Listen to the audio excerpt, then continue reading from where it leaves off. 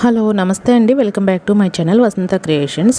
ఈ work blouse ఉంటుంది కదా, వర్క్ బ్లౌజ్కి లోడింగ్ చేసేటప్పుడు ఇలా లెఫ్ట్ సైడ్ పాదం, వన్ సైడ్ పాదం, లెఫ్ట్ సైడ్ పాదం పెట్టి ఇలా లోడింగ్ చేసుకుంటాం కదా.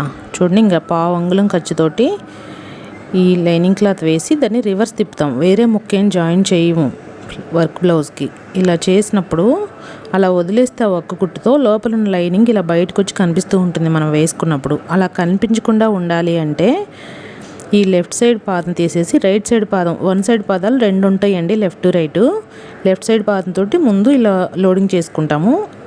లోడింగ్ చేసిన తర్వాత ఎడ్జ్ కుట్టేస్తాము, ఎడ్జ్ మీద అడుగున. అదొకటే కాకుండా ఆ పాదం ఇప్పి ఇలా రైట్ సైడ్ పాదం కూడా పెట్టి, చూడండి లెఫ్ట్ రైట్ పాదాలు ఇవి.